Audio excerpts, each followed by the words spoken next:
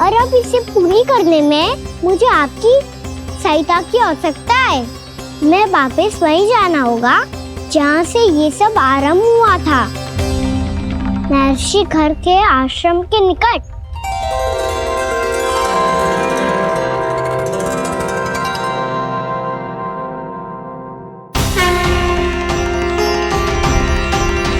अभी क्षण भर पहले ही तो मैंने इन सबको वहां से लुप्त किया था।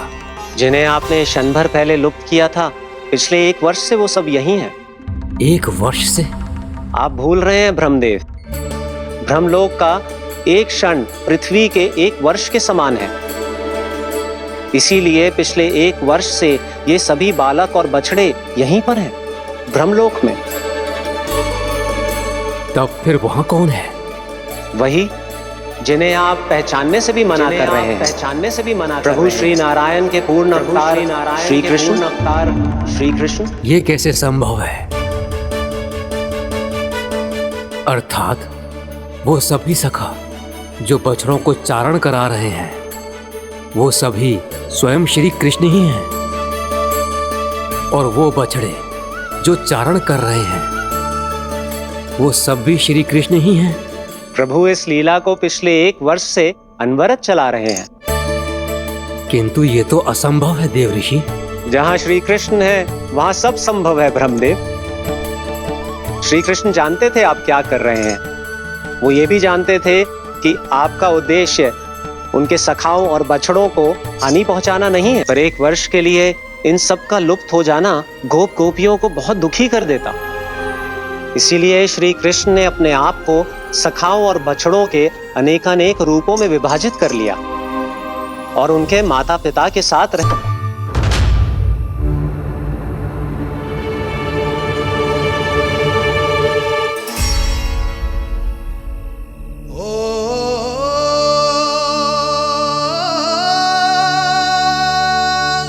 जय कब तक अपनी मैया का पल्लू थामे रहेगा? ना, मैं इसके विकास में बाधा ना बनूंगी। कल से ही इसे गौचारण के लिए भेजूंगी मैं।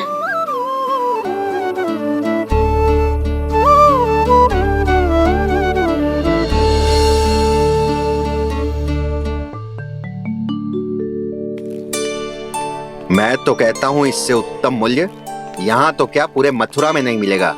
सुबह सुबह का समय है, व्यापार कर लो मेरे साथ। व्यापारी जी, हमें मथुरा के व्यापारी पे भरोसा ना है, तो हमें तो क्षमा करो।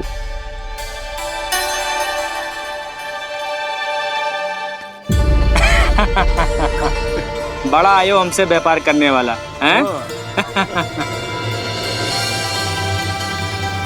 मेरे साथ व्यापार ही नहीं किया मूर्खों ने। उन्हें पता ही नहीं मैं मथुरा का जाना माना सेठ हूँ। ऐसे ही थोड़ी ना पूरा जनपद मुझे धनिया सेठ के नाम से जानता है। धनिया सेठ?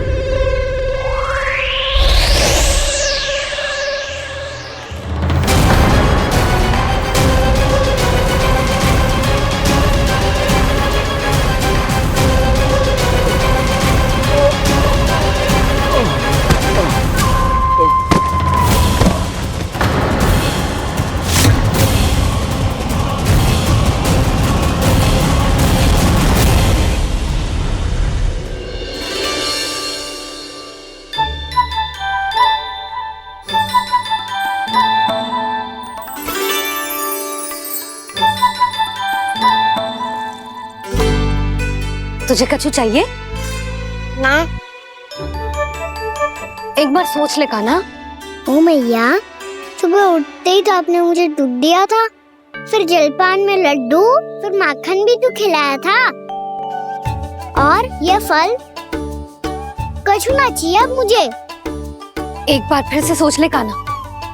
आज तू जो मांगेगो ना मैया देगी, और मैं कोई प्रश्न भी ना पूछूंगी।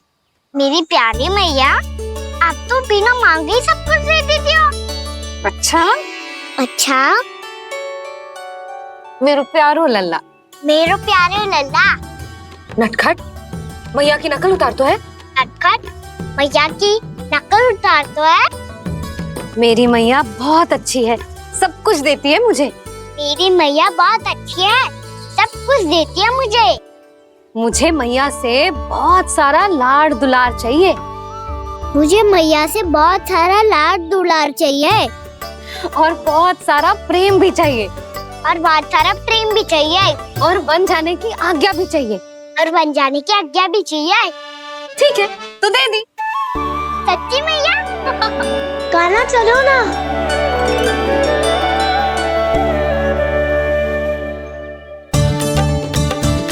चल, रुक रुक रुक रुक, अभी आई।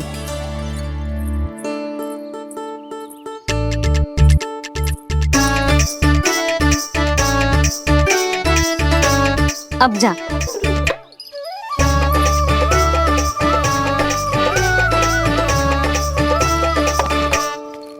आज तो जाना ही पड़ेगा।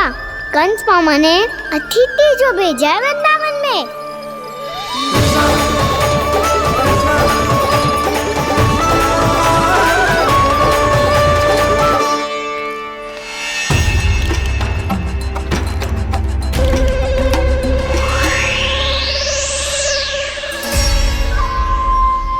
अरे व्यापारी जी, फिर आ गए तुम? हैं? हमने तुमसे कहा हमें तुम्हारे साथ व्यापार ना करनो है, तो फिर ना करनो है। बार बार आप स्वयं भी तंग हो रहे हो और हमें भी तंग कर रहे हो। आपको चाहिए क्या बताओगे? नंद भवन। हाँ? हाँ? नंद भवन? बस इतना ही जानना चाहता हूँ कि नंद भवन कहाँ है। सोचा इस गांव में आया हूँ तो नंदराज से मिल लूं। अच्छा अच्छा, तो तुम फिर सीधे जाओ और सीधे जाके उल्टे मुड़ जाना और फिर आगे से दाहिने दिशा में मुड़ जाना। जहां मार्ग समाप्त होगो वहीं सामने मिल जाएगा तुम्हें नंद भवन। अच्छा अच्छा, धन्यवाद। सुनो, पर इस समय नंद जी घर पे ना है। मुझे तो उनके प्यारे पुत्र से मिलना है।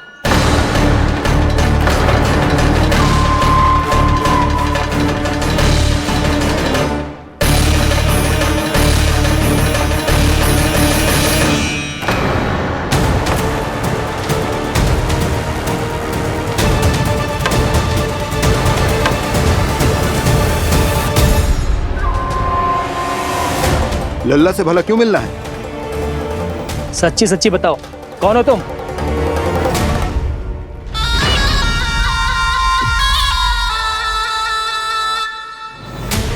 सच बताऊं? हाँ बताओ। हम वृंदावन वाले हैं। ना तो असत्य बोलना प्रिय है, ना सुनना। कछु तो गड़बड़ है तुम्हारे व्यवहार में। स्वयं बताओगे या हम बुलवाएं? अब सत्य ही सुनना चाहते हो तो सुन लो। मैं हूं मायावी छलिया।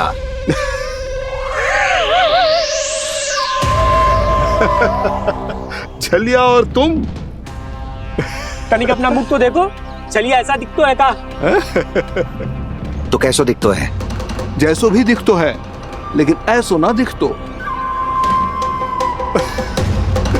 भानु, मैंने एक बात सुनो है कि चलते बीच मार्ग में अगर कोई छलिया मिल जाए तो उसे पीछे पलट के ना देखना चाहिए। ना तो छलिया के जाल में फंसने में क्षण भर भी समय ना लगता है। सही सुना। अब पीछे से तुम दोनों का नाम पुकारूं तो मुड़ना मत।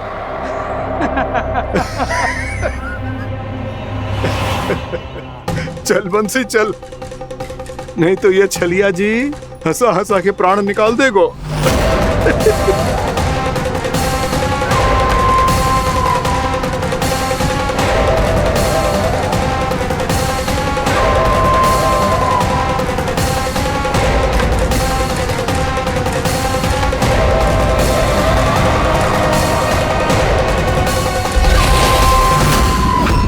भानु,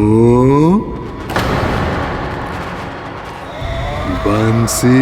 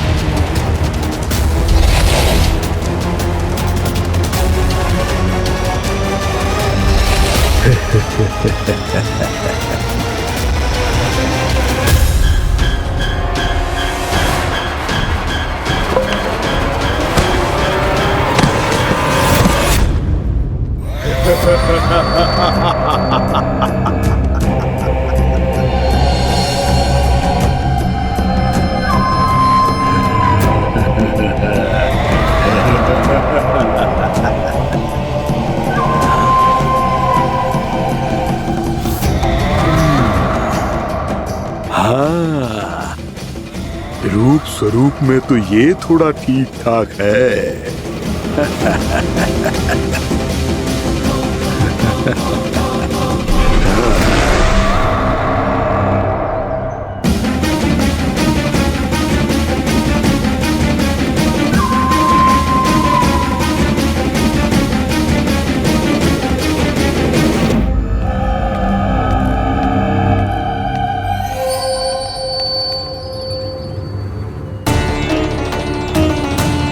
ये तो गाँव की ओर जा रहा है। गाँव वालों के प्राण संकट में पड़ जाएंगे। अरे शीघ्र करो, तुम सबके कारण पहले ही विलंब हो गए है आज। हाँ, मैं भी यही सोच रही थी, कहीं खाना गोचारण के लिए न चले गए हो। नाना मौसी ऐसा ना बोलो। हाँ तो फिर किसी दिन किसी कार्य में मन ना लगेगा।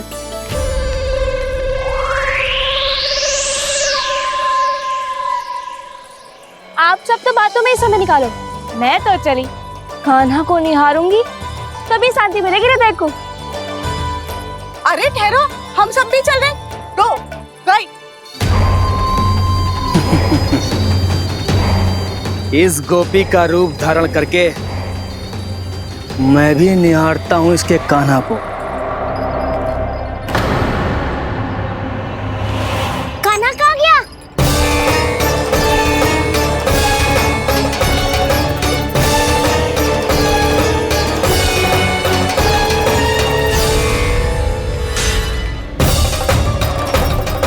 जानकी,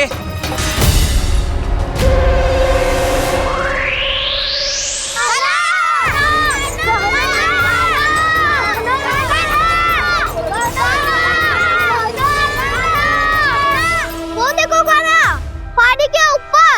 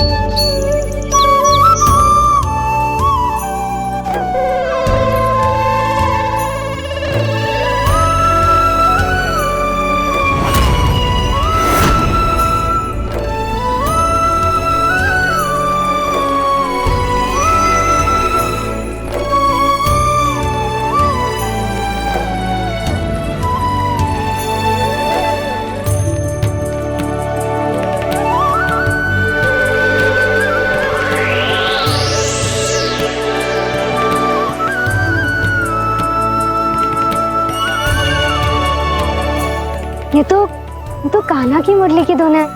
विलम्ब हो गयो है, वो तो वन में पहुंच भी गयो। बस करो मौसी, सुनने दो ना, कितनी मीठी धुन बजा रहे हो कान्हा। ये तो स्वयं ही मुझे बुला रहा है, अपना पता बता रहा है। अब तो इसके आखेट में और भी अधिक आनंद आएगा। अवश्य ही एक पाँव पे तन के पूरे आत्मविश्वास के साथ त्रिभंग मुद्रा में मुरली बजा रहे होगो कान्हा।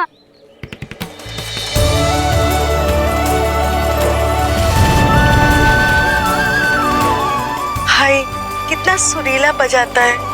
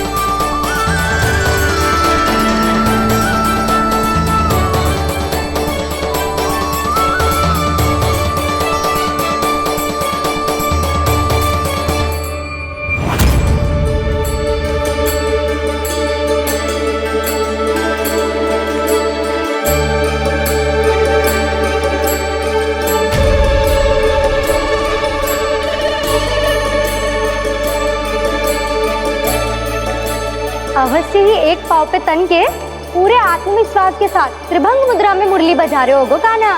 यहाँ तो सभी बालक एक पांव पर खड़े हैं, तो फिर इनमें से कृष्ण कौन है? अद्भुत प्रभु, जो छलिया सारे संसार को अपने छलावे में फंसाता है, आज आपने उसे ही फंसा दिया।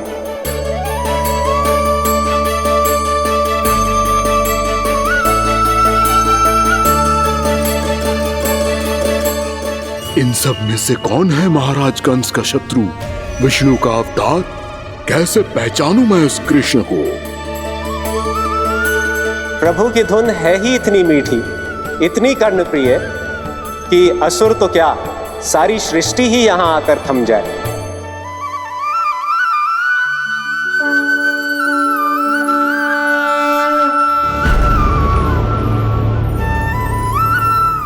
कहीं ये तो नहीं है वो मेरा शिकार, विष्णु अवतार?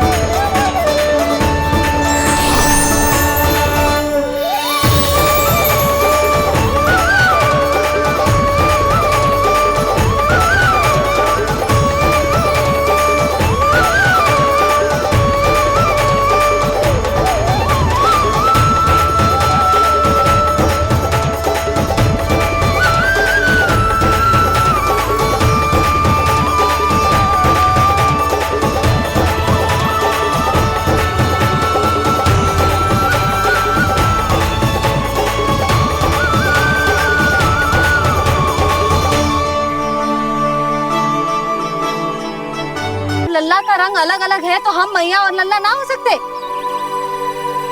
इसका अर्थ है कि मैं सच्ची में आपका ही लल्ला हूँ। किसी को कोई संदेह है कि हम मैया लल्ला ना हैं?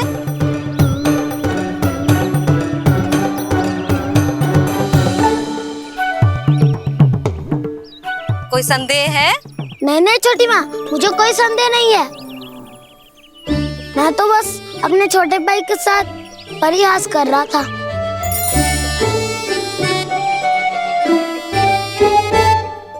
कान्हा, तू सदैव मेरा ही लल्ला था, मेरा ही लल्ला है और मेरा ही लल्ला रहेगा। समझ आई?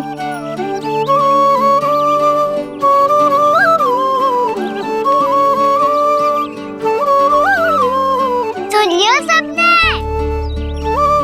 मैं यूं यशोमती मैया का कंताला, मैं यूं यशोमती मैया का कंताला, मैं यूं यशोमती मैया का कंताला। यशोमती मैया के नंदी लाला,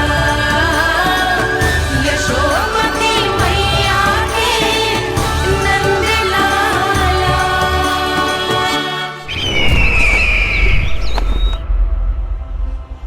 मैं यूं यशोमती मैया का कंताला, मैं यूं यशोमती मैया का कंताला, मैं यूं यशोमती मैया का कंताला।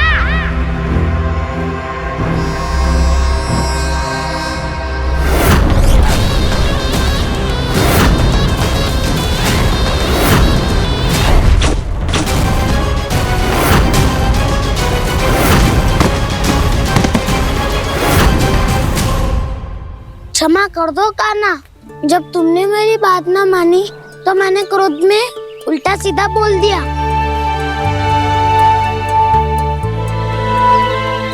मैं तो बस यही चाहता था कि तुम फिर से बनाने लगो, फिर से बन जाओ अपनी गोपालक टोली के मुखिया।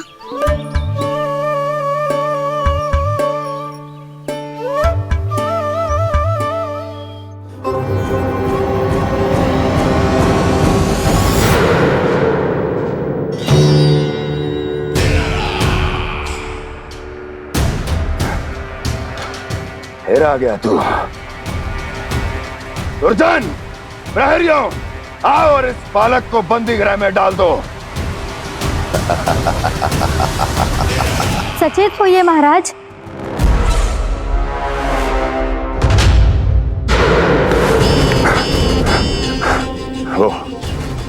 वो विष्णु अवतार कहाँ है? वो बालक कहाँ है? यहाँ नहीं है, वो आपके मस्तिष्क में है। उसे अपने साथ खिलवाड़ मत करने दीजिए महाराज।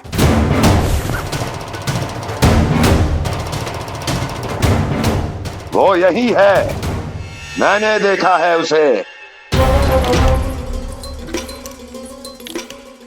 स्वयं को संभालिए महाराज, आपको भयभीत होने का कोई अधिकार नहीं है। आप स्वयं को भूल चुके हैं महाराज। आप तो वो कंस है जिन्होंने अपने पिता को भी कारागार में बंद करवा दिया था और उनसे सिंहासन का अधिकार छीन लिया था। आप तो वो कंस है जिन्होंने अपनी सुरक्षा के लिए वर्षों से अपनी प्रिय बहन और बहनोई को बंदी बनाकर रखा है। आप तो वो कंस है जिन्होंने अपने कितने ही भांजों को अपने ही हाथों से यमलोक पहुंचा दिया है ताकि आपका शत्रु ना पनप सके। ये समय भयभीत होने का नहीं है महाराज, पर यदि आपके मन में ये संशय ऐसे ही बना रहा तो मैं आपको भी आपके पिताजी के साथ कारागार में बंदी बना दूंगी और उस विष्णु अवतार का सामना मैं स्वयं करूंगी।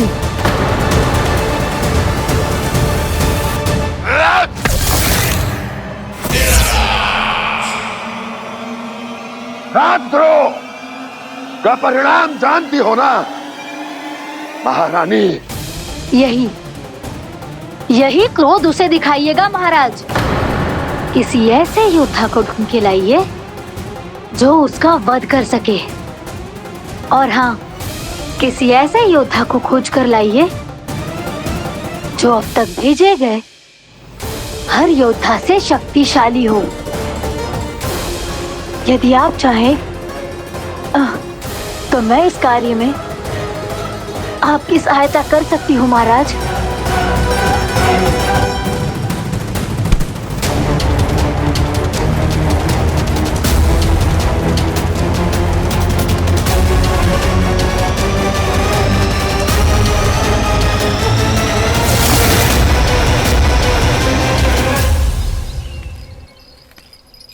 ये लो कान्हा। ना, अब ये दायित्व आप ही संभालो। फिर तो मुझे मेरी मैया के साथ ही रहना है। अपना सारा समय बस इन्हीं के साथ ही बिताना चाहता हूँ मैं। पर तू दोनों कार्य कर सकता है कान्हा। दिन में हमारे संग रह ले और शेष बचा सारा समय काकी के संग बिता ले। पिछले दिनों में कितना सीखा है हम सब ने, पर तुम वरना आकर ये सुनहरा अवसर गवा रहे हो कान्हा। हाँ कान्हा, मैंने लव साधना सीख लिया है। बिल्कुल सदित भेद तो है मेरा लफ्ज भेद।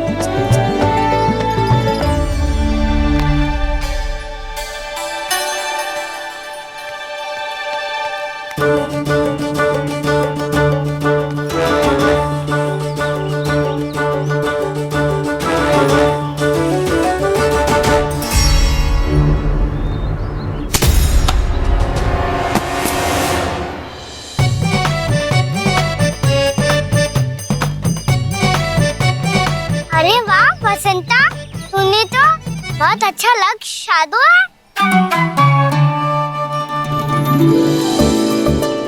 वाह,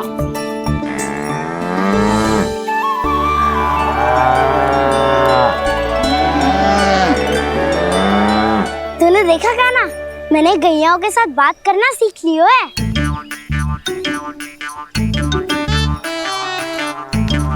ये देख कान्हा,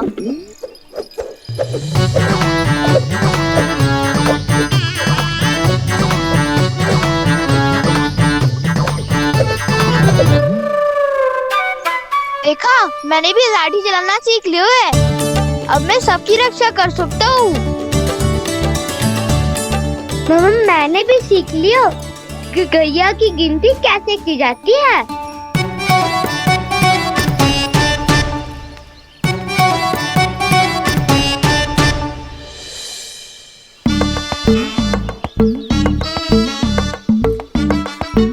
वो देखो, बलराम शक्तिशाली होने का अभ्यास कर रहे है।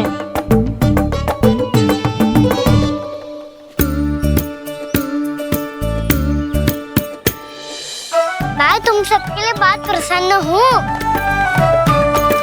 बस मुझे तो अपनी मैया के साथ ही रहना है। और हाँ से खाओ, ताऊ को बता दो मुझे इनसे बात ना करनी। मैया चलो घर।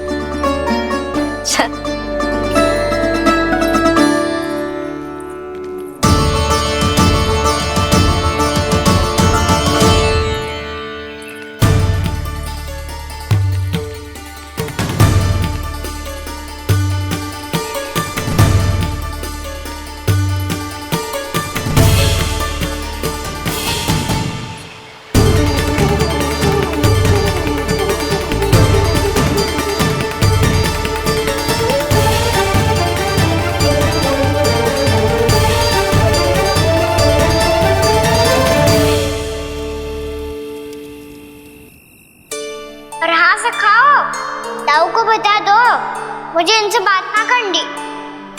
रोहिणी जी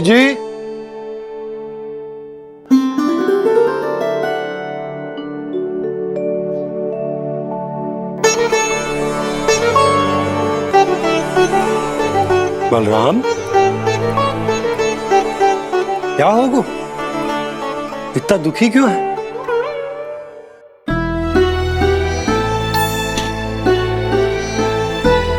बलराम, क्या होगा? छोटे बाबा, इतने दिन हो गए कान्हा हमारे साथ आ ही नहीं रहा। लगता है मुझसे क्रोधित है, क्योंकि क्रोध में मैंने उसे कह दिया था कि वो आपका और छोटी माँ का पुत्र नहीं है।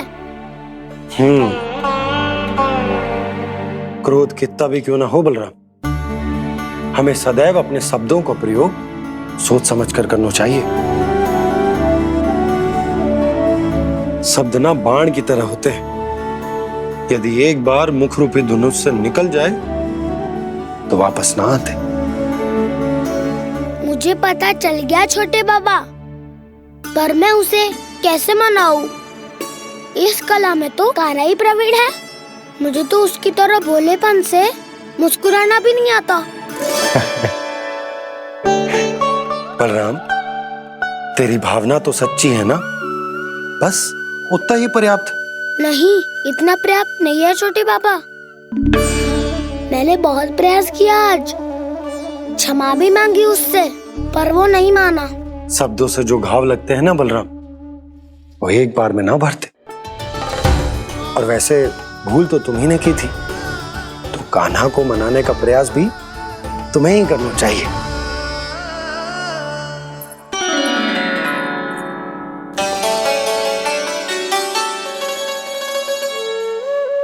आज तूने अपने दाऊ से अच्छे से बात ना की, क्यों?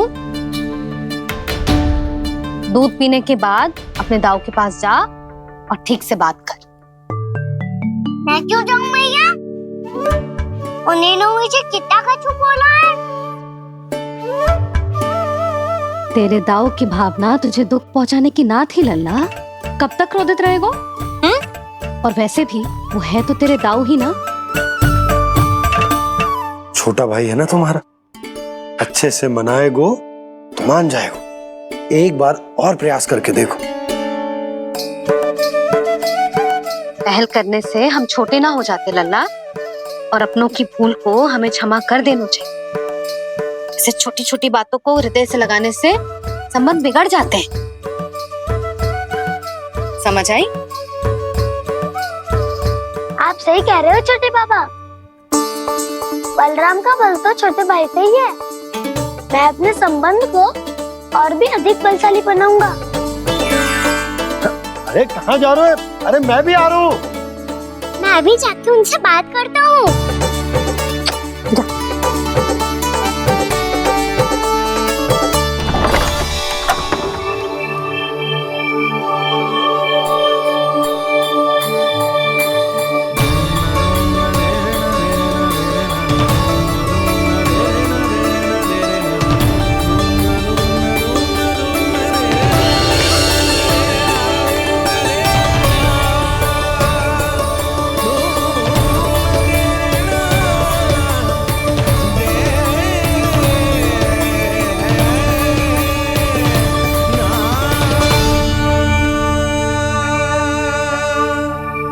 क्षमा कर दो कान्हा।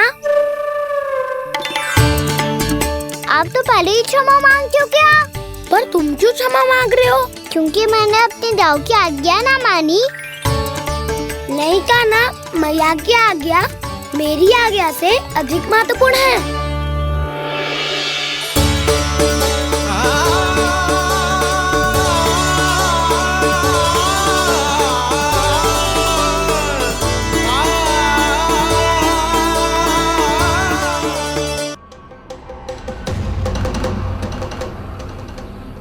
कौन है तू?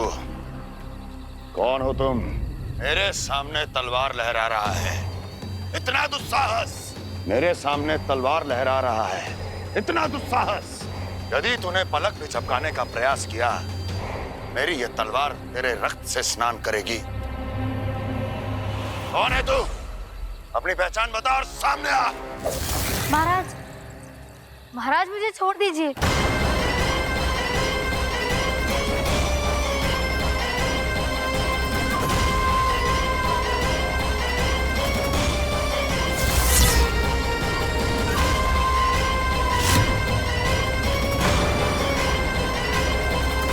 इसी क्षण अपने वास्तविक रूप में आ, अन्यथा तेरा ये शीश तेरे धड़ से अलग हो जाएगा।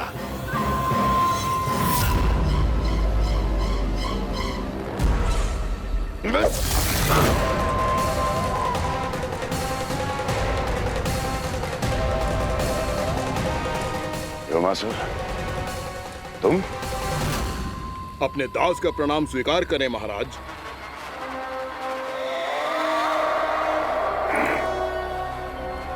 अभी तुम्हारे प्राण ही ले लेता मैं। पर अब आप ऐसा कुछ नहीं करेंगे, क्योंकि अब आपके लिए उस विष्णु अवतार का प्राण लेगा ही। व्योमासुर आपकी आज्ञा का पालन ना करे, ये तो संभव नहीं है महारानी। आप निश्चिंत रहिए, किसी को पता नहीं चलेगा कि उस बालक को किसने मारा है। उसके भाई बलराम ने, या उसके सखाओं ने, या फिर स्वयं उसके माता पिता ने।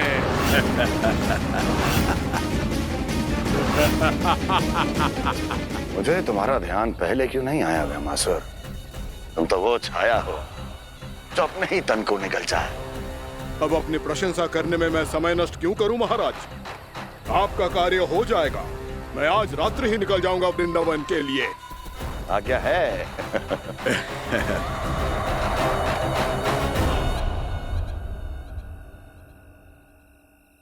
कान्हा, कृष्णा,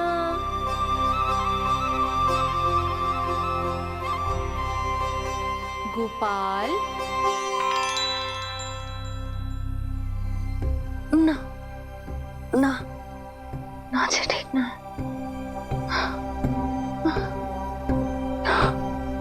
कान्हा के विकास में बाधा ना बन सकती। कान्हा, कृष्णा, गोपाल,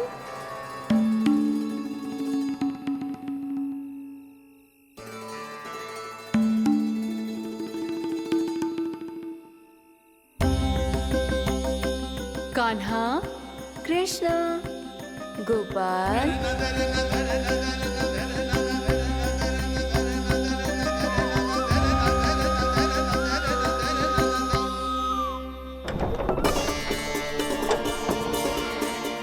कान्हा, कृष्णा, गोपाल, कान्हा, कृष्णा, गोपाल,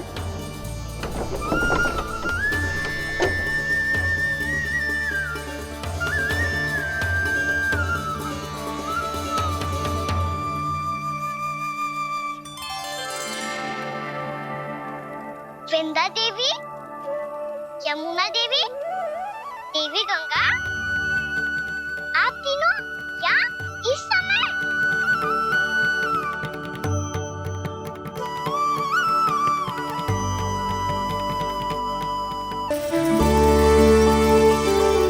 अरे, इसी क्षण कार्य आरंभ करना आवश्यक ना है। कुछ खा तो लो। ना ना, अभी बिल्कुल भूख ना है। और हाँ भगवान, तुम्हें चिंता करने की आवश्यकता नहीं है। आज मैं किसी को भी 2 शब्द कहने का अवसर नहीं दूंगा।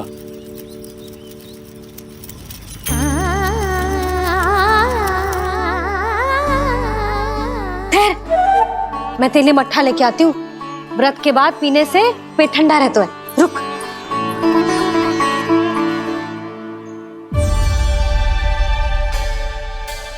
भक्तों ने अभी तक व्रत नहीं तोड़ा है, मैं कैसे तोड़ लूं?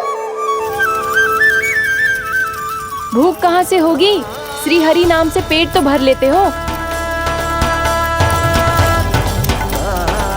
श्री हरि, श्री हरि, श्री हरि।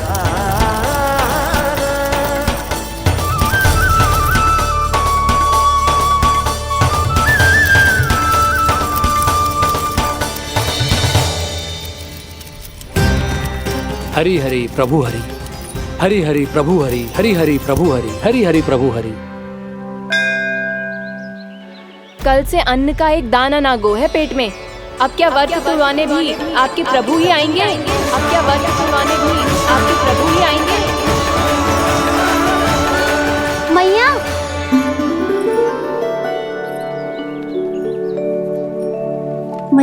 पहले व्रत तोड़ के कच्चू खा तो लो। अभी ना, लौट के आने के बाद। हाँ,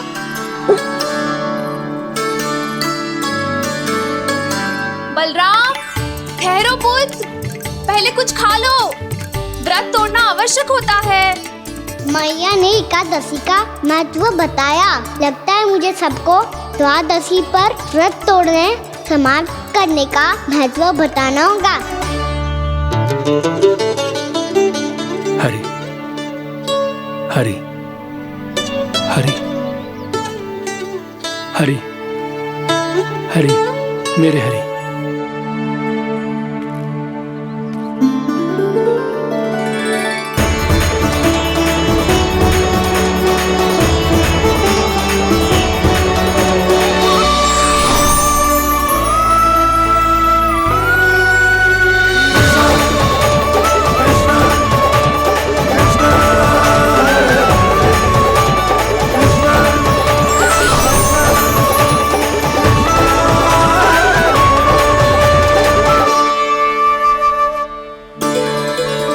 अभी अभी तो मैंने बच्चों की मां को वचन दिया था कि आज किसी को शिकायत करने का अवसर ना दूंगा, और अब मैं प्रभु श्री हरि की कल्पना जसोमती रानी के लल्ला में ही करने लगा।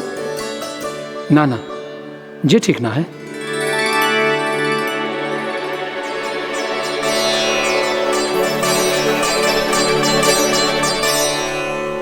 ठीक ही तो है, बिल्कुल सही पहचाना है आपने। बड़े तो बड़े, अब तो बालक भी हमारा उपहास उड़ाने लगे। मैं आपका उपहास नहीं उड़ाने आया, मैं तो आपके एकादशी के व्रत को पूरा कराने आया हूँ।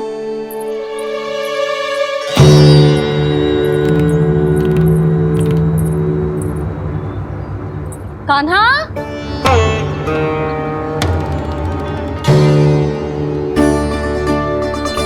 तो ये रे आपकी छड़ी और ये रे मेरी पीठ। सेक देना तापर तोड़। आज तो इसकी पीठ सेक के रहूंगी मैं। मैया घर पे भूखी मुझे ढूंढ रही होगी। लो, आज द्वादशी के दिन पहले प्रहर में भोजन करके अपना एकादशी का व्रत पूरा करो आप। धन्यवाद राजकुमार, पर अभी हमें भूख नहीं है। बहुत सारा काम पड़ा है, और अभी थोड़ी ही देर में शंकरी बहन भी अपनी मटकी लेने आती होंगी।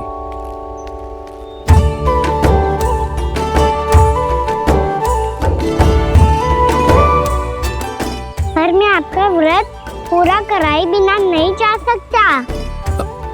भला क्यों? भक्त भूखा रहे और भगवान खा ले, ऐसा हो सकता है भला?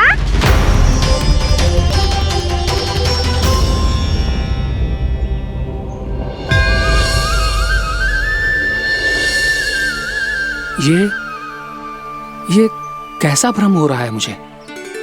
मुझे लगता है अपना काम करना चाहिए। द्वादशी के पहले प्रहर में व्रत पूरा करना बहुत आवश्यक होता है। ना तो एकादशी का व्रत भी पूरा ना मानो जाता। इतनी सारी ज्ञान की बातें तुम्हें कैसे पता है लल्ला?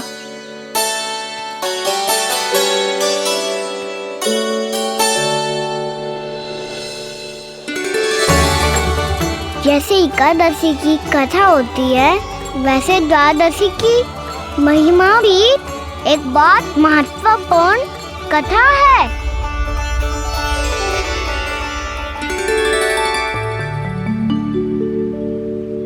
कैसी कथा?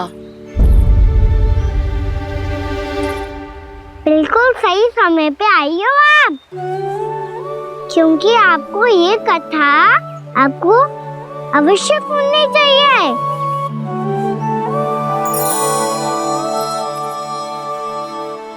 मुझे क्यों? पहले सुन तो लियो, फिर स्वयं ही पता चल जाएगा। बहुत समय पहले एक राजा हुआ करते थे, राजा अम्बरीश। भगवान श्री हरि के बहुत बड़े भक्त थे। ओम नमो नारायणाय। ओम नमो नारायणाय।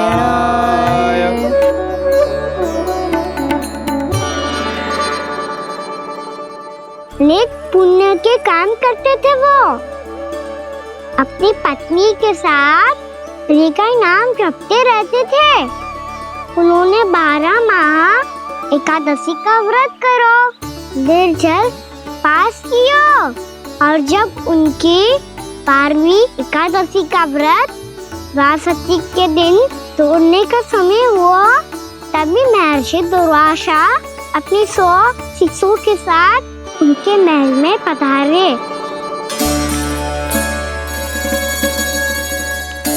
प्रणाम स्वीकार करें महर्षि।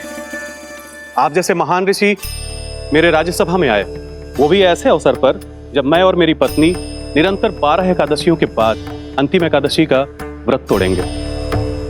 इससे बड़े सौभाग्य की क्या बात हो सकती है हमारे लिए। आज आपके साथ साथ मेरा और मेरे शिष्यों का एकादशी व्रत भी पूरा होगा। संभव है प्रभु की इच्छा यही हो कि हम सब अपना व्रत एक साथ तोड़ें। ये तो अत्यधिक प्रसन्नता की बात है महर्षि।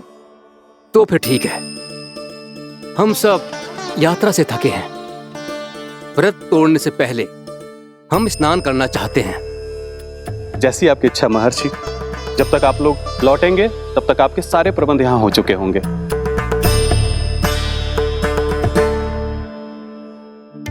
महर्षि दुर्वासा स्नान करने गए थे, पर उन्हें लौटने में विलंब हो रहा था, और इधर द्वादशी पर व्रत पूरा करने का मुहूर्त बीता जा रहा था।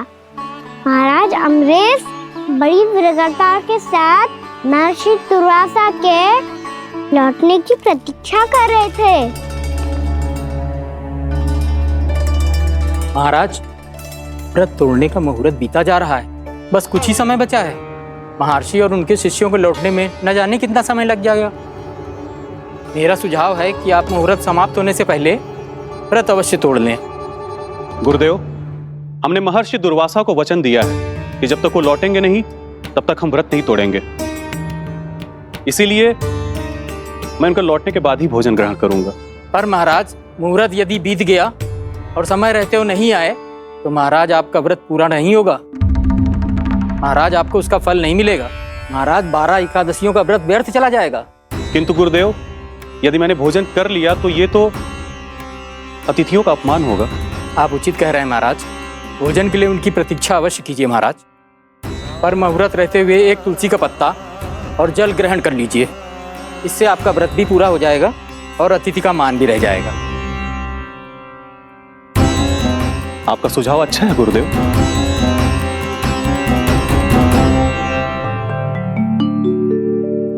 जैसे ही महाराज ने तुलसी का पत्ता खाया, वैसे ही महर्षि दुर्वासा लौट आए। महाराज,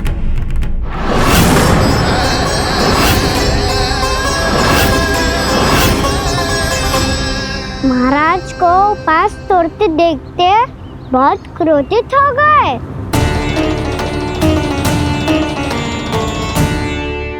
बहुत बड़े भक्त हैं आप, परंतु आप ये नहीं जानते अपने अतिथियों के साथ कैसा व्यवहार करना चाहिए। आपने हमें साथ भोजन करने का वचन दिया था, पर अपना व्रत क्यों तोड़ा आपने? महर्षि, मैंने भोजन नहीं ग्रहण किया। कहीं मुहूर्त न निकल जाए इस कारण मैंने एक तुलसी का पत्ता ग्रहण कर लिया। 56 भोग खाया हो या एक पत्ता, अपना व्रत तोड़कर अतिथियों का अपमान किया है, मेरा अपमान किया है। अब आपको दंड भोगना होगा ताकि आप सीख पाएं कि अतिथियों के साथ कैसा व्यवहार होना चाहिए। महर्षि, आप जो भी दंड मुझे देंगे मुझे स्वीकार है, किंतु आप क्रोधित मत होइए। क्रोध का कारण आपने दिया है महाराज। एक महर्षि का अपमान करके राक्षसी प्रवृत्ति का परिचय दिया है आपने। इसीलिए अब एक राक्षसी आपको दंड देगी।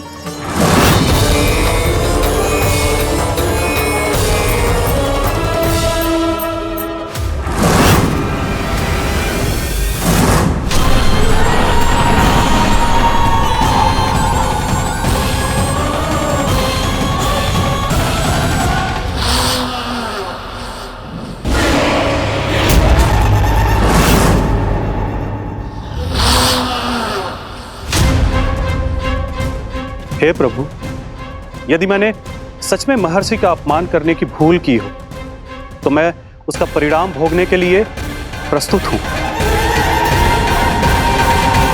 ओम नमो नारायणाय, ओम नमो नारायणाय नमः। महर्षि दुर्वासा को यह आभास ही नहीं था कि महाराज अम्बरीश ने उनका अपमान नहीं किया था। फिर भी उसे अपमान मान के वो श्री नारायण के भक्त पे संदेह कर रहे थे। मैंने भी तो भोला राम की भक्ति पे संदेह किया था। हे नारायण, ये क्या पाप हो गया मुझसे? संदेह किसी अपमान से कम ना हो तो, और भगवान सब सह सकते हैं, पर उनके प्रिय भक्तों का अपमान सहन ना कर सकते। इसीलिए उन्होंने हस्तक्षेप करने का निर्णय लिया।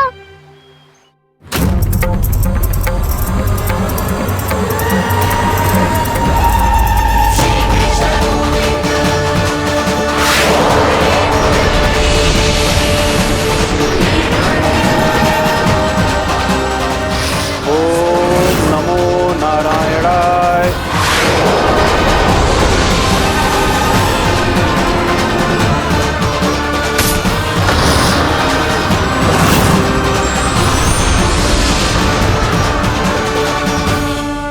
और फिर भगवान का वो सुदर्शन चक्र महर्षि दुर्वासा के पीछे पड़ गया।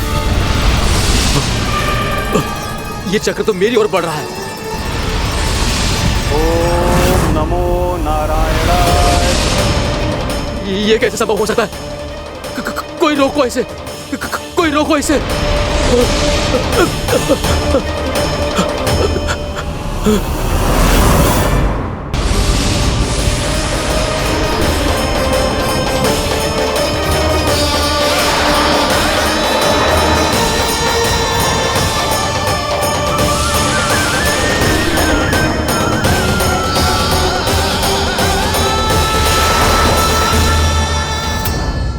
चक्र से अपने प्राण कैसे तैसे बचाते बचाते महर्षि दुर्वासा ब्रह्मलोक जा पहुँचे। ब्रह्मदेव, रक्षा कीजिए ब्रह्मदेव, सहायता कीजिए, मुझे बचाइए ब्रह्मदेव, रक्षा कीजिए। ये सुदर्शन चक्र मेरे प्राणों के पीछे पड़ गया है, मुझे बचाइए ब्रह्मदेव, मुझे बचाइए। महर्षि, मैं चाहकर भी आपकी सहायता नहीं कर सकता। ऐसी स्थिति में यदि कोई कुछ कर सकते हैं तो वो है सुदर्शन चक्र के स्वामी विष्णु, क्योंकि सृष्टि में केवल वही है जो इसे नियंत्रित कर सकते हैं। वो ही इसे वापस लौटने का आदेश देकर आपके प्राणों पर छाए हुए संकट को दूर कर सकते हैं। किंतु हां, मैं सुदर्शन चक्र से इतना अवश्य कहूंगा कि जब तक आप विष्णु लोक में पहुंच नहीं जाते, वो आपको किसी भी प्रकार की हानि ना पहुंचाए। आपका बहुत बहुत धन्यवाद, आपकी सदा ही जय हो।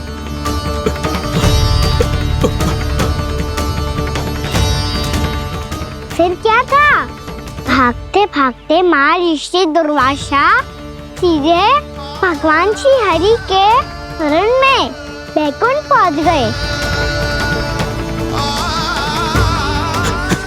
त्राहिमाम प्रभु, त्राहिमाम, मुझे बचाइए, मेरी सहायता कीजिए प्रभु, मेरी सहायता कीजिए। मैं आपके इस चक्र और ऊर्जा से नहीं भाग सकता प्रभु, कृपया करके अपने सुदर्शन को रोकिए, इसे वापस लीजिए प्रभु। यह असंभव है महर्षि। एक बार सुदर्शन चक्र मेरे हाथों से छूट जाए तो अपना उद्देश्य पूरा किए बिना, मेरे भक्तों की रक्षा किए बिना वापस नहीं लौटता। कोई तो उपाय होगा प्रभु, कृपया करके मेरे प्राण बचाइए प्रभु। मैं सुदर्शन की ऊर्जा से जलकर भस्म नहीं होना चाहता प्रभु। आप जो कहेंगे मैं करूंगा प्रभु, मेरी सहायता कीजिए प्रभु, मेरी सहायता कीजिए। मुझे नहीं लगता कि आप वो कर पाएंगे। मैं अवश्य करूंगा, मैं अपनी प्राण रक्षा के लिए कुछ भी करूंगा प्रभु। आपने मेरे भक्त राजा अम्बरीश को भक्ति का कर्तव्य निभाने के लिए अपमानित और दंडित किया है महर्षि, पर भक्त की रक्षा करना भगवान का कर्तव्य है। इसलिए यदि आप भक्त राजा अम्बरीश के पास जाकर क्षमा याचना करें और यदि वो आपको क्षमा कर दे तो ही ये चक्र आपके प्राण लिए बिना लौट सकता है। अन्यथा आप तो जानते हैं महर्षि, मेरे भक्त का अपमान मेरा अपमान। भक्त का अपमान भगवान के अपमान से कम ना हो तो है। महर्षि दुर्वासा को भी ये बात समझ आई और फिर उन्होंने महाराज अम्बरीश से क्षमा याचना की। महाराज महाराज महाराज महाराज महाराज मुझे क्षमा करें महाराज, मुझसे बहुत बड़ी भूल हो गई महाराज, मुझसे बहुत बड़ी भूल हो गई महाराज। महर्षि, आप हमारे चरण छुए ये उचित नहीं। महाराज महाराज अम्बरीश, आप नारायण के सच्चे भक्त हैं। मैंने आपको अपमानित किया, दंडित करने का प्रयास किया महाराज। इस अपराध के लिए मुझे क्षमा कीजिए महाराज, और इस सुदर्शन चक्र से मेरे प्राण बचाइए महाराज।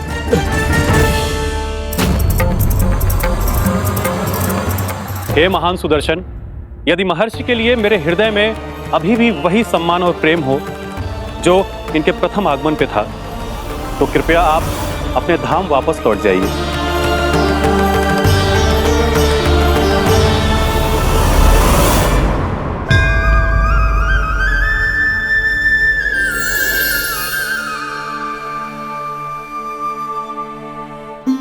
आपका बहुत बहुत धन्यवाद महाराज अम्बरीश। मैं आपको आशीर्वाद देता हूं कि आप देवराज इंद्र के समान शक्तिशाली हों। आपकी कीर्ति का पताका 10 दिशाओं में फहराए। मेरी बस एक ही इच्छा है महर्षि, कि मैं आपके साथ अपना उपवास तोड़ सकूं। अवश्य महाराज, हम सब भोजन आपके साथ करेंगे और अपने आप को नारायण की सेवा में अर्पित करके व्रत को पूरा करेंगे, क्योंकि आज जो यहाँ हुआ है उससे सिद्ध हो चुका है कि एकादशी व्रत का फल द्वादशी की सुबह भोजन करने से ही प्राप्त होता है। इस कथा से हमें पता चलता है कि सभी को द्वादशी की सुबह भर पेट भोजन करके एकादशी का व्रत पूरा करना चाहिए। और दूसरी बात, भगवान की सच्ची भक्ति अपमान कभी ना करना चाहिए। उनके साथ सदैव प्रेम से व्यवहार करना चाहिए। यही भगवान को सबसे अधिक प्रिय है। भैया भोलाराम, मैंने भी श्री हरि पे तुम्हारे विश्वास का उपहास उड़ाया था, मुझे क्षमा कर दो। ना ना, आप क्षमा मांगकर मुझे लज्जित मत करो, आप तो मेरी बहन जैसी हैं। जब महर्षि दुर्वासा जैसे महान ऋषि को भी प्रभु के भक्त से क्षमा मांगनी पड़ी, तो मैं तो बहुत ही तुच्छ हूँ। मुझे आपकी किसी भी बात का बुरा ना लगा। पर पता है प्रभु को कौन सी बात कब भूला रखता है? कौन सी बात? जब उनका भक्त भूखा रहे, समय पे अपना व्रत पूरा ना करे। और जैसा कि आप सभी ने अभी कथा से सीखो है, एकादशी के व्रत को द्वादशी की सुबह अवश्य पूरा करना चाहिए। अब आप जाओ, अपना व्रत पूरा करो।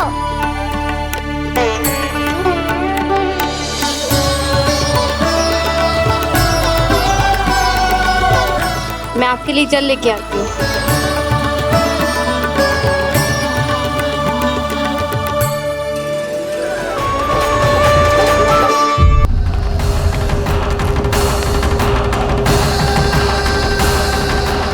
आप तो मेरी प्रतीक्षा में पहले से ही खड़े हैं यमदेव। तब तो आपने मेरी चुनौती के बारे में भी सुना ही होगा। कहिए, क्या उत्तर है आपका? मेरा स्वागत करके अपना राज्य त्यागेंगे या मेरा सामना करके अपने प्राण? हे असुर श्रेष्ठ, मैं आपकी अधीनता स्वीकार करने के लिए तैयार हूं। बस एक विनती है मेरी। शर्त को विनती का नाम देकर बहलाना चाहते हो मुझे यमराज? असुर राज मूरा के सामने शर्त रख पाओ, इतना सामर्थ्य नहीं है तुम में। इसका आभास है मुझे असुरराज, पर मैं आपकी अधीनता स्वीकार करूं इससे पहले आपको स्वामी धर्म का पालन करना होगा। मेरे पुराने स्वामी के क्रोध से मेरी रक्षा करनी होगी आपको। कौन है तुम्हारा पुराना स्वामी? भगवान श्री नारायण।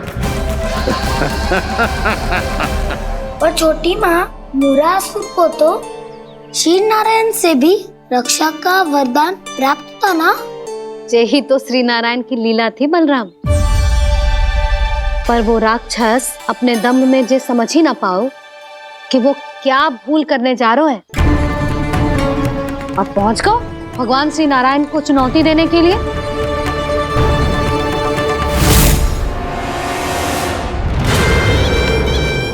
वहीं ठहर जाओ असुर राजमोरा।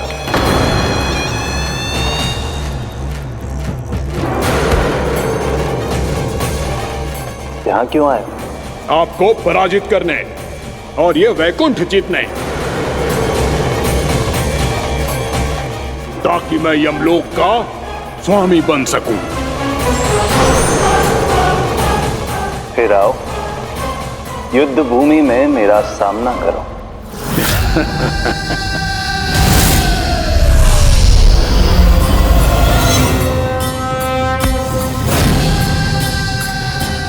ये नहीं जानते कि इनसे ना हारने का वरदान तो मैं पहले ही प्राप्त कर चुका हूं, इसलिए युद्ध ठीक से आरंभ हो पाए उससे पहले ही इन्हें जीत लूंगा मैं।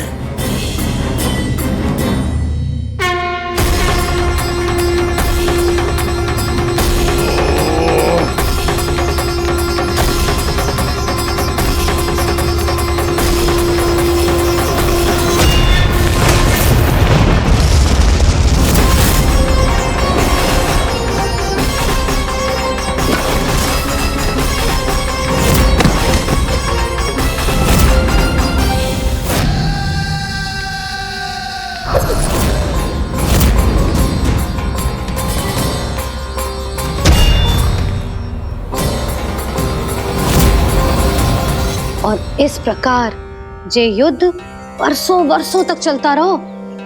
दोनों योद्धा पूरे ब्रह्मांड में अनेक अस्त्रों शस्त्रों के साथ युद्ध करते रहे।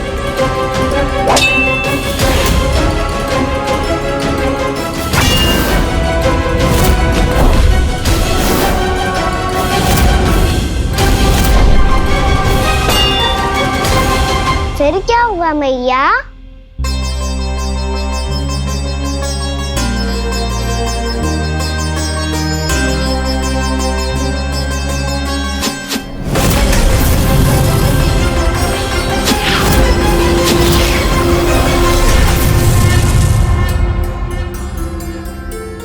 उस युद्ध को कभी समाप्त हुआ हो, पर कैसे? शीघ्र ही वो राक्षस थक गो लल्ला।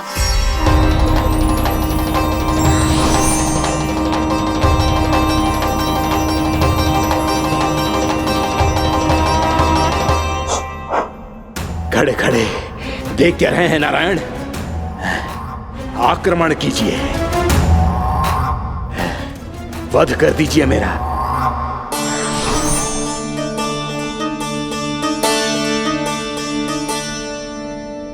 मैं तुम्हारी वीरता से प्रभावित हूं, इसीलिए इतनी थकान की स्थिति में मैं तुम जैसे वीर पर आक्रमण नहीं करूंगा। जाओ विश्राम करो। यदि फिर से युद्ध करने की इच्छा हो तो तुम्हारा स्वागत होगा।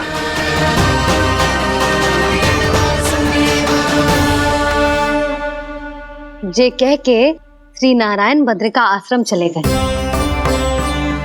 और वहां हिमवत नाम की एक कंदरा में ध्यान लगा के बैठ गए। उधर वो राक्षस विश्राम करने लगो। अनेकों दिन बीत गए और अब वो राक्षस मूरा फिर से स्वस्थ होके बलवान हो गया था। उसने अपनी सारी शक्ति फिर से प्राप्त कर ली थी।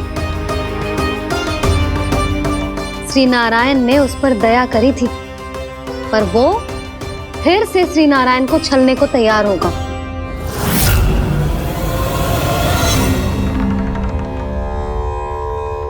ध्यान में बैठे बैठे श्री नारायण योग निद्रा में चले गए,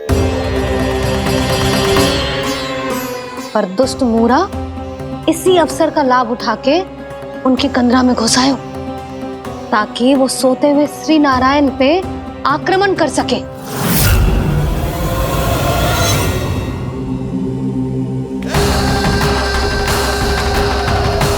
आज इस लंबे युद्ध को जीतकर अपने इस अंतिम शत्रु का भी अंत कर दूंगा मैं।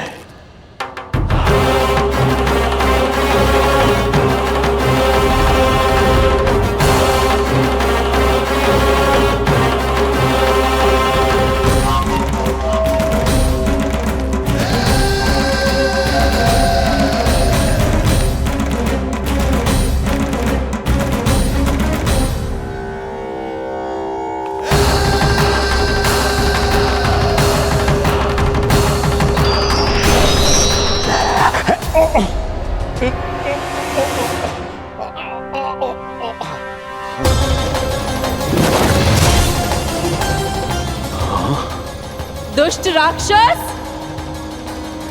प्रभु ने तुझ पर दया की, तुझे संभलने का अवसर दिया। तू इन्हीं पर ही छल से वार करने चला है।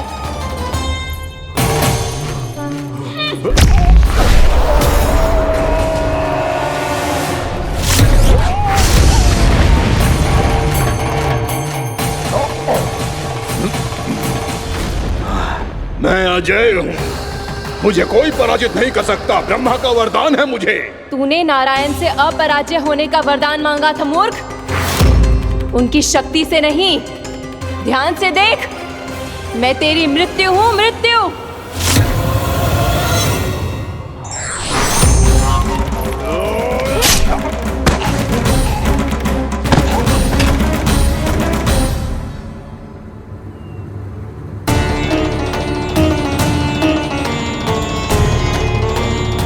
वो देवी कौन थी छोटी माँ?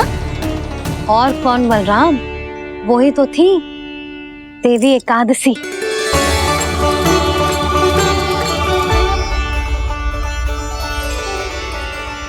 मुझे क्षमा कीजिए प्रभु, आपकी आज्ञा के बिना ही युद्ध करके आपके शत्रु को मृत्यु के घाट उतार दिया। क्षमा नहीं, आपकी तो प्रशंसा होनी चाहिए देवी। असुर राज को मारकर आपने सभी देवताओं को मुक्त करवाया है। इस पापी के अहंकार से तीनों लोकों की रक्षा की है आपने। आप एकादशी की तिथि पर मेरी एकादश इंद्रियों से उत्पन्न हुई हैं। इसीलिए मेरे सभी भक्त आपको उत्पन्न एकादशी के नाम से जानेंगे। सभी तिथियों में आपका स्थान सर्वश्रेष्ठ होगा। जिस तरह आपने राक्षस के आक्रमण से मेरी रक्षा की है, उसी प्रकार एकादशी के दिन व्रत करके जो भी भक्त आपकी कथा सुनेगा, मैं स्वयं उसकी रक्षा करूंगा। जो आपकी पूजा करेगा उसे मेरी विशेष कृपा प्राप्त होगी और उसके साथ साथ उसे मिलेगा धन, सिद्धि और मोक्ष।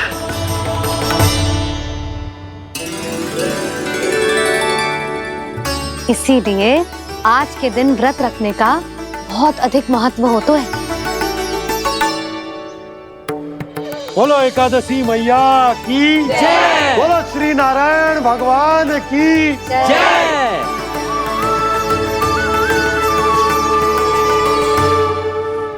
प्रभु की कृपा से एकादशी का महत्व भी पता चल गो और मेरा व्रत भी सफल होगा। अब भी नहीं भूला रहा, एकादशी का व्रत पूरी तरह तभी सफल होता है जब द्वादशी के दिन उसे पूरा किया जाता है।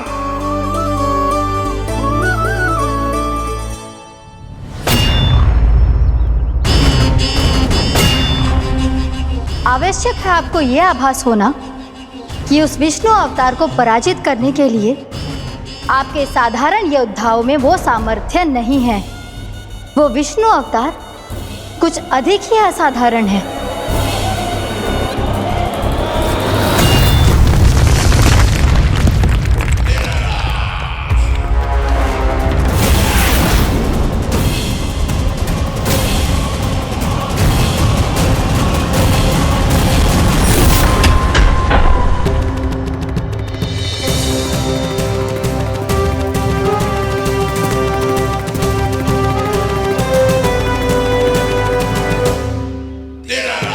अब मैं दिखाऊंगा उस विष्णु अवतार को असाधारण शत्रु क्या होता है।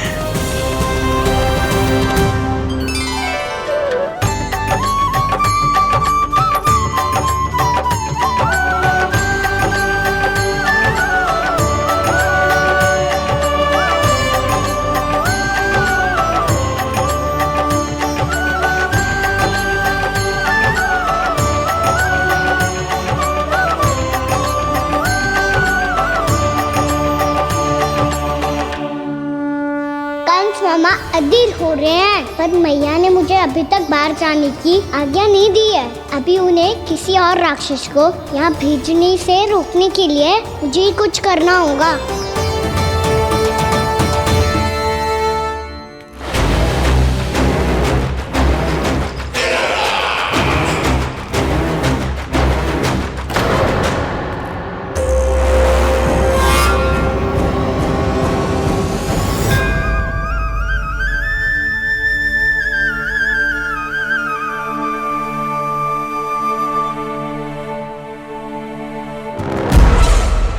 कौन हो तुम?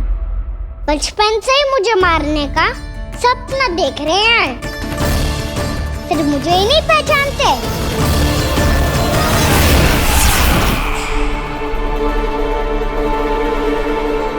बचपन से विष्णु अवतार। कोई कान्हा बुलाता है तो कोई मुरलीधर पुकारता है, कोई माखन चोर कहता है, कोई कहता है चिच्चोर। पर विष्णु अवतार इस नाम से तो बस आप ही मुझे बुलाते हो मामा जी। इतना साहस, ये तो यहाँ आ गया है।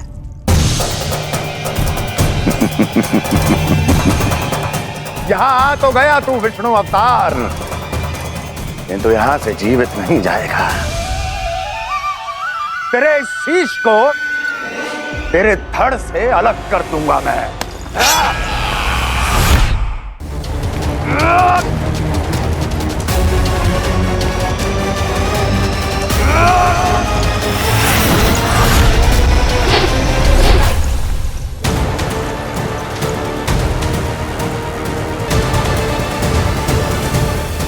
कहाँ देख रहे हो मामा जी? मैं तैयार हूँ।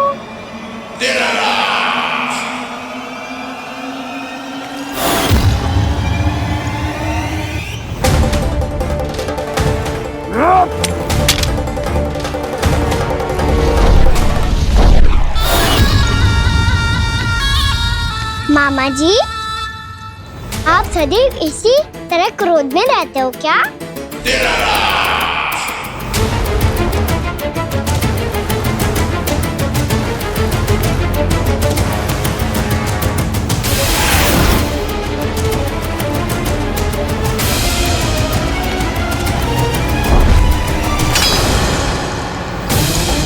छोड़, छोड़ मेरी तलवार को। छोड़ो तो तब जब पकड़ा हूँ।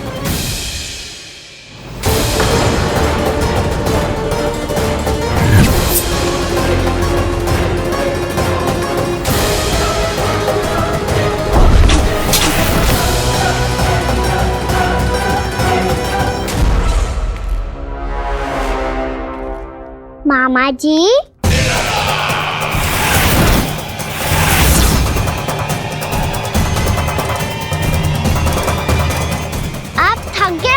थोड़ा विश्राम कर लो। आपका तो पता नहीं, मैं अवश्य थक गया हूँ।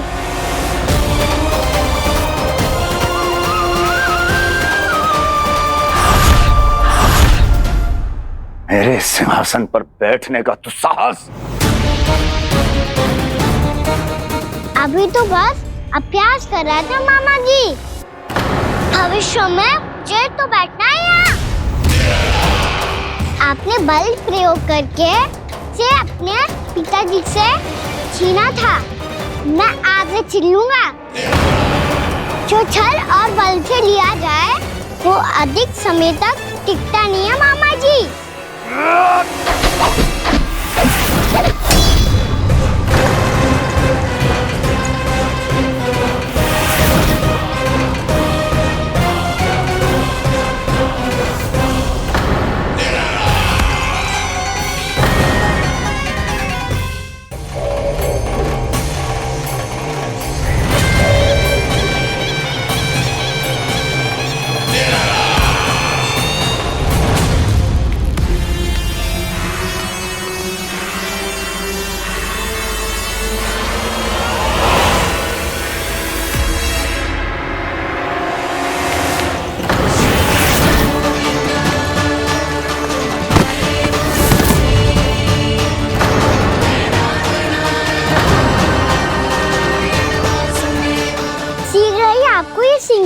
छोड़ना होगा।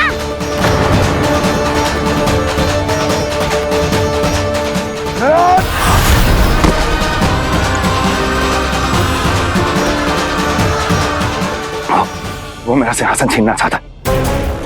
वो आ रहा है, वो आ रहा है। सैनिकों,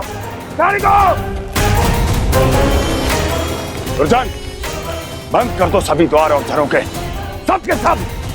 इसकी हर संभावना पर इतना कड़ा पहरा बिठा दो कि ना तो कोई महल के भीतर आ सके, ना तो बाहर जा सके। मुझे महल की चप्पे चप्पे की सूचना चाहिए। जाओ।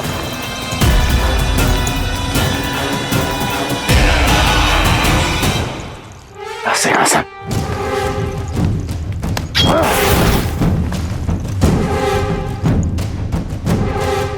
अब आ, दुष्ट मायावी, ए छलिया विष्णु अवतार, मैं कंस तेरी प्रतीक्षा कर रहा हूँ। देखता हूँ मेरे सिंहासन पर कैसे बैठता है तू। मुझे तो बस कुछ समय चाहिए था, वो मिल गया। अब करते रहिए आप प्रतीक्षा।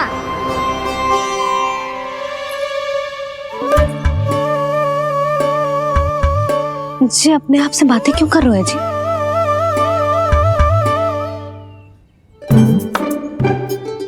आप मुस्कुरा क्यों रहे हो?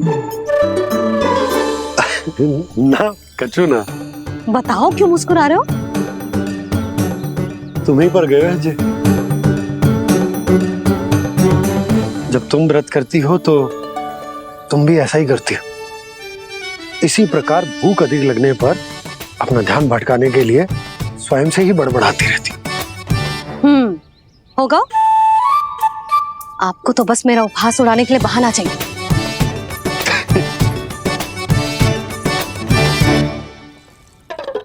लल्ला, भूख लगी है? ना मैया, व्रत करे तो भूख कैसे लगेगी?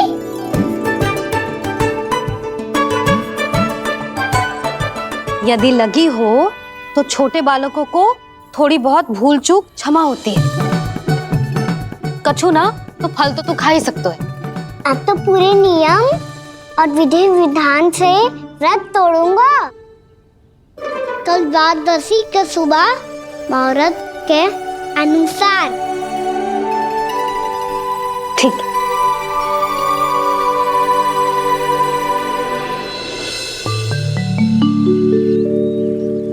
लल्ला, एकादशी समाप्त हो गई है, द्वादशी लग गई है। अब तू व्रत तोड़ सकते है। भोजन कर ले। ले।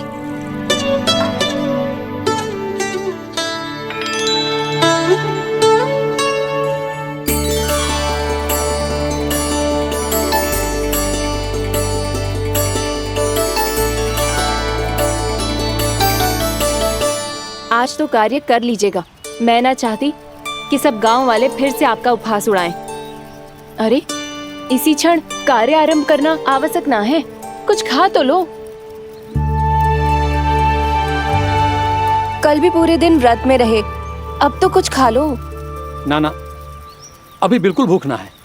और हाँ भगवान, तुम्हें चिंता करने की आवश्यकता नहीं है। आज मैं किसी को भी 2 शब्द कहने का अवसर नहीं दूंगा। अरे, कुछ खाओगे पियोगे नहीं तो कैसे रहोगे?